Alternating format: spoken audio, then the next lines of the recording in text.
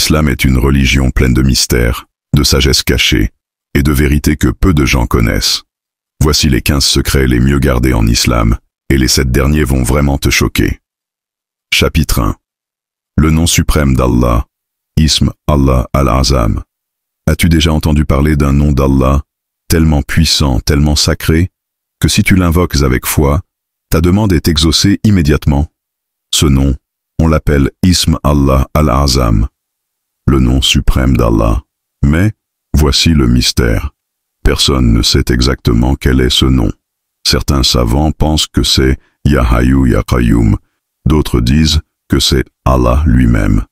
D'autres encore disent que ce nom est caché dans les plus belles invocations du Coran et des hadiths. Pourquoi Allah ne l'a-t-il pas révélé clairement? Parce que ce secret n'est pas réservé à tout le monde. Il est gardé pour ceux qui cherchent Allah avec sincérité, avec amour, avec humilité. Imagine, tu invoques Allah avec le bon nom, au bon moment, avec un cœur pur, et ta vie change instantanément.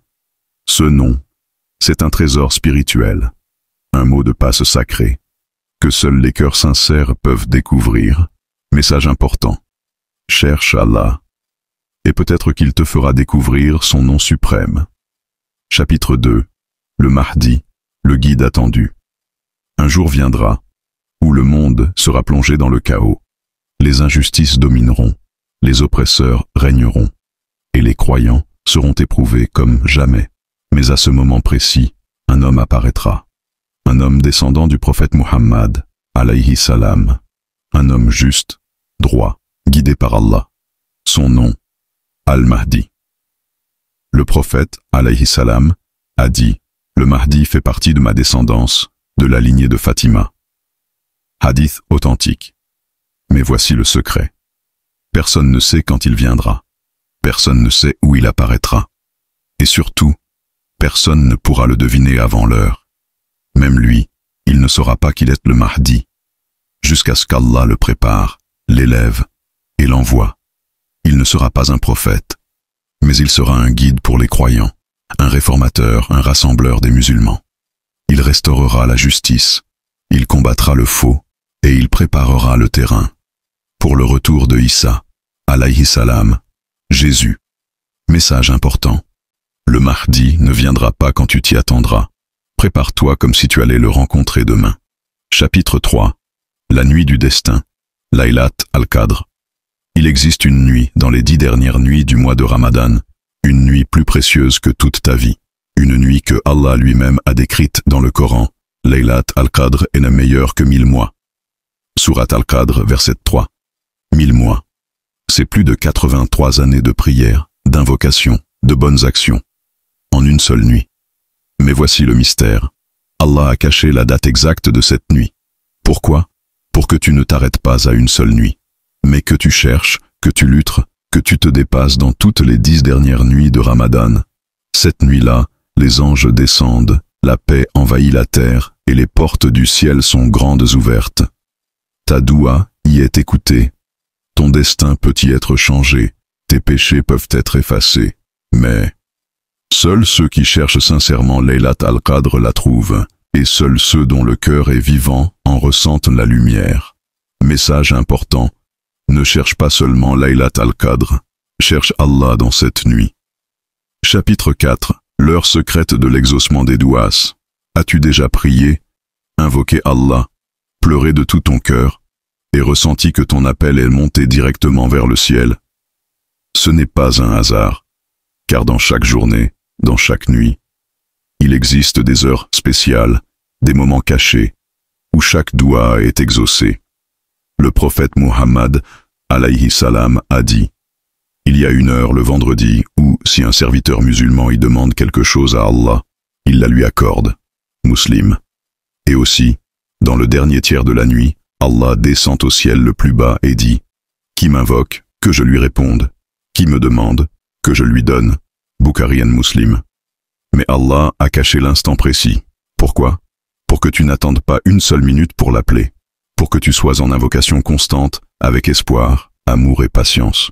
Ce moment peut être quand tu es seul dans ta chambre, quand tu es en prosternation, quand tu pleures dans le silence, ou même quand quand tu lèves tes mains sans dire un mot, mais avec un cœur brisé, et Allah répond, peut-être pas tout de suite, mais toujours au meilleur moment. Message important. Ne sous-estime jamais ta doua. Elle peut changer ton destin sans que tu le saches. Chapitre 5. Le cœur humain, le secret entre toi et Allah. Tu peux cacher ton passé.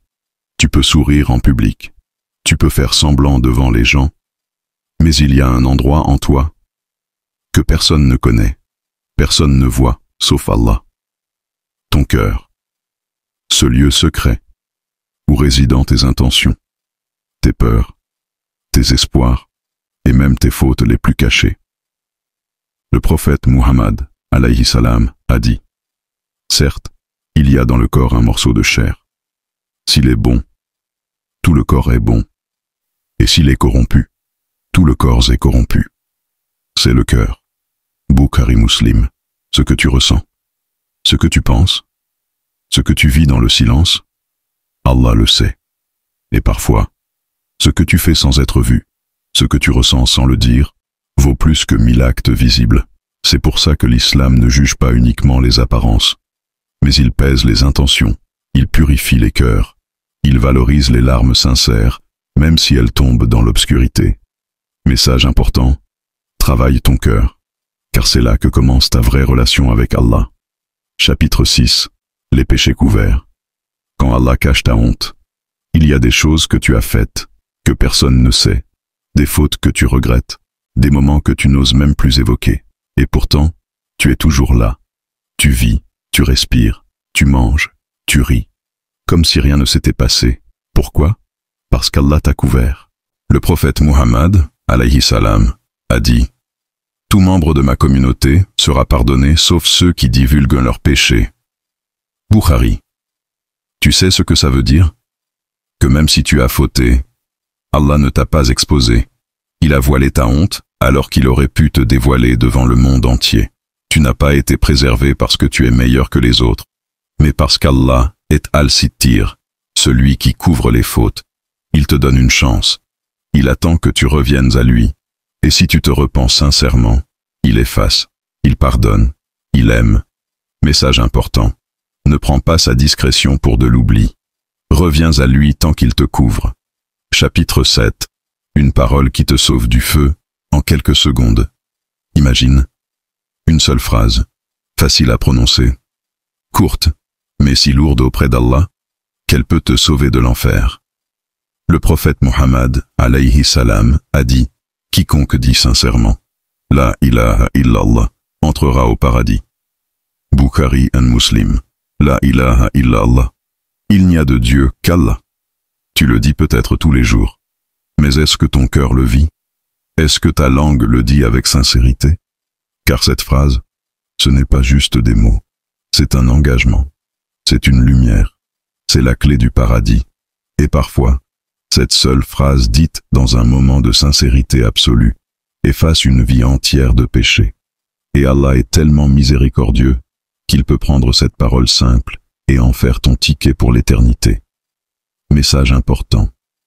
Dis la ilaha illallah, comme si ta vie en dépendait, parce qu'elle en dépend. Chapitre 8. Le dernier regard, et ce qu'il révèle vraiment. Ambiance silencieuse, fond noir, son d'un souffle lent.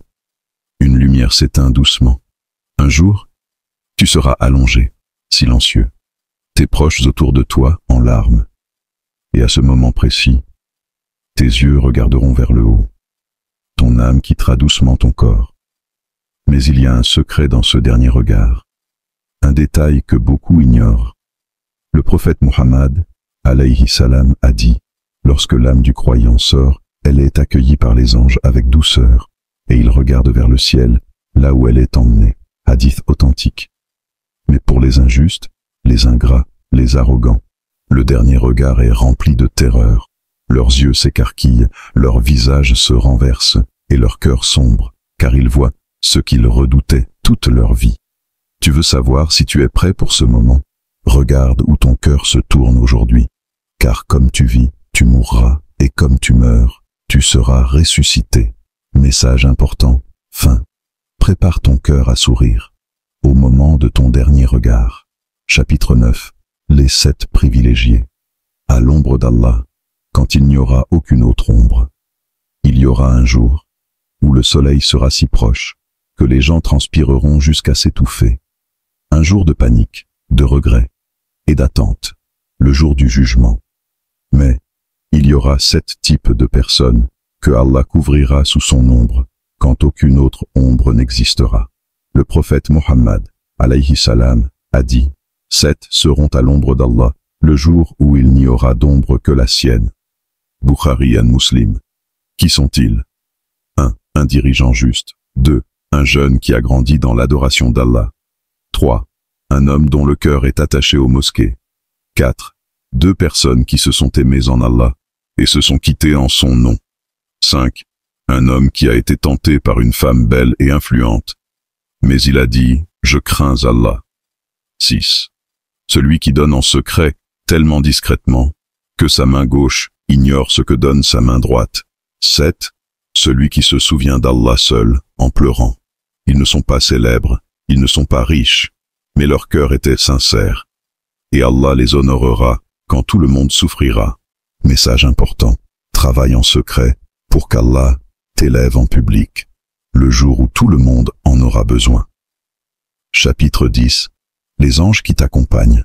Même quand tu es seul, tu crois être seul, dans ta chambre, dans ta voiture, quand tu pleures, quand tu penses, quand tu pêches, mais tu n'es jamais vraiment seul. 2 anges t'accompagnent, jour et nuit, sans jamais te quitter.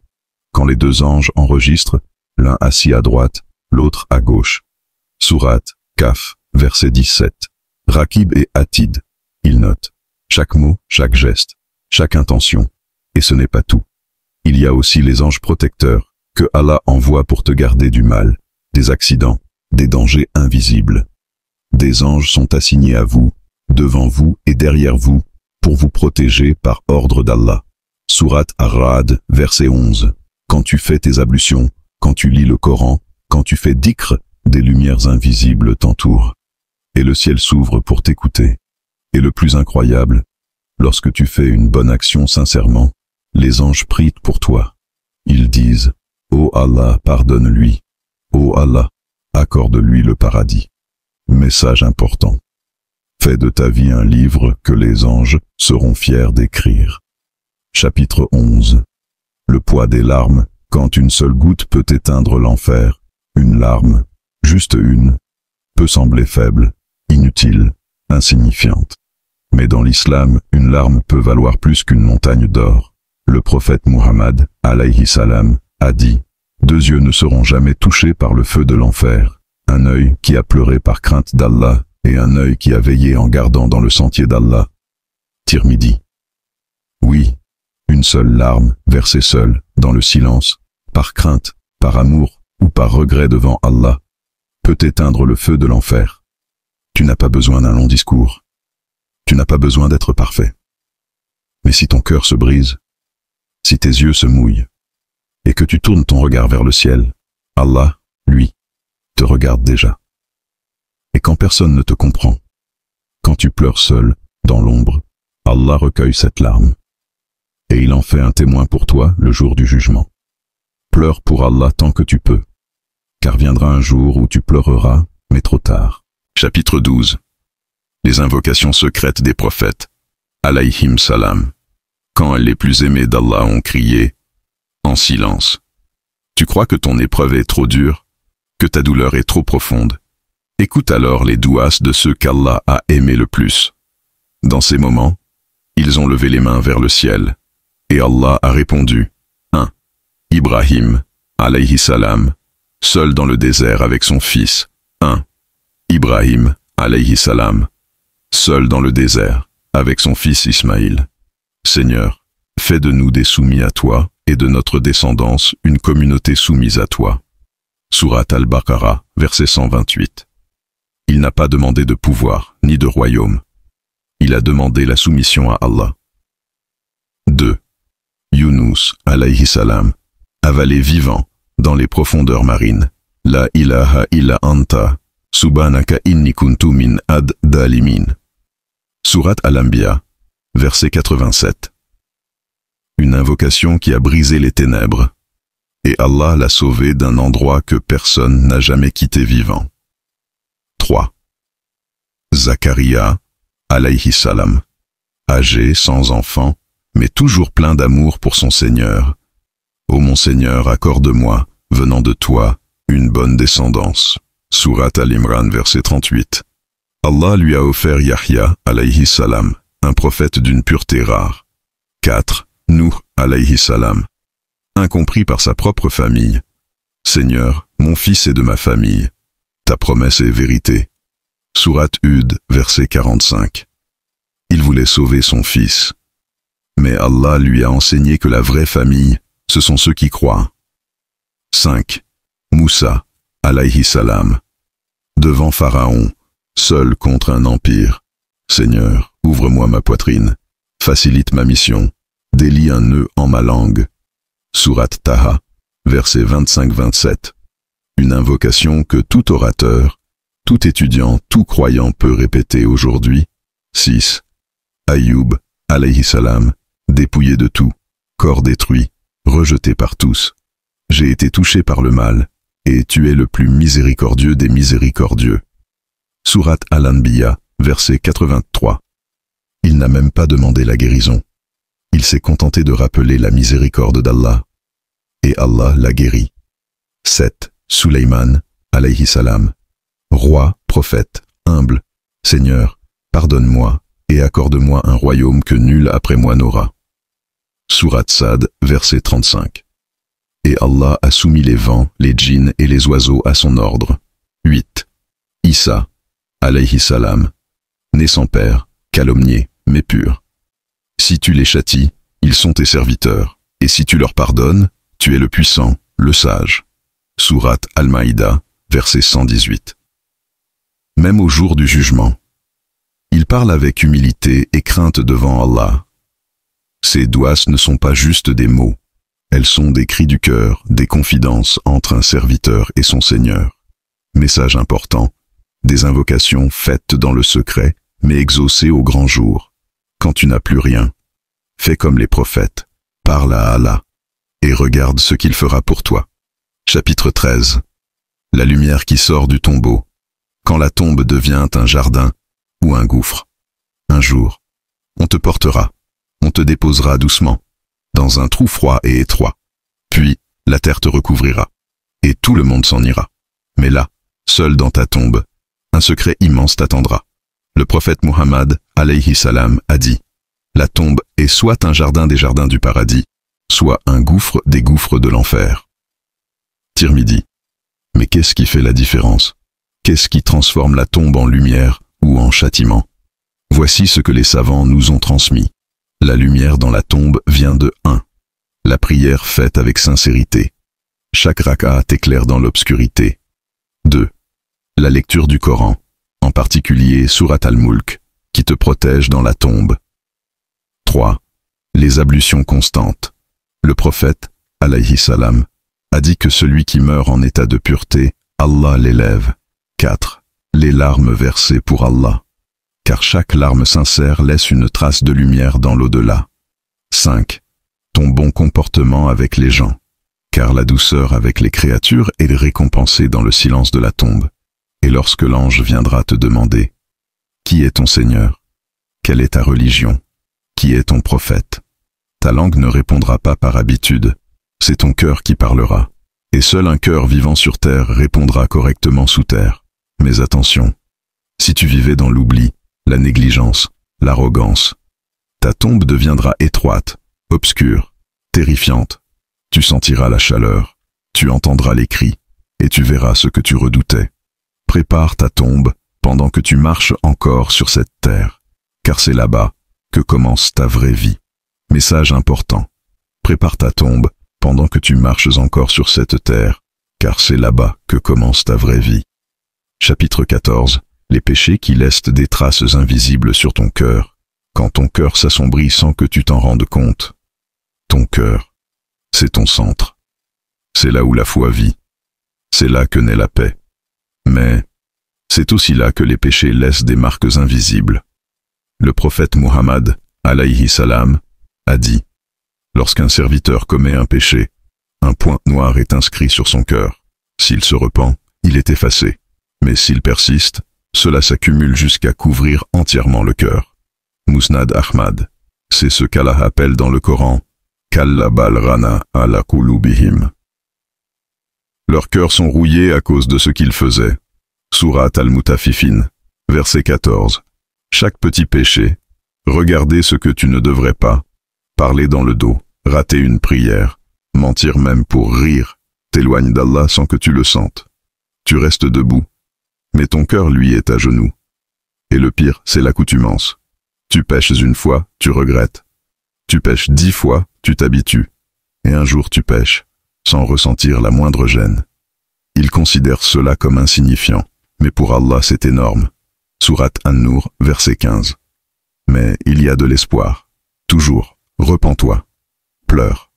Reviens, et Allah polira ton cœur jusqu'à ce qu'il redevienne pur. Ô mon serviteur, si tu viens à moi avec des péchés remplissant la terre, je viens à toi avec un pardon aussi vaste. Message important, Hadith Qudsi. Ne laisse pas tes péchés éteindre la lumière dans ton cœur, car ce cœur est ta seule lampe dans la tombe. Ne laisse pas tes péchés éteindre la lumière dans ton cœur, car ce cœur est ta seule lampe dans la tombe.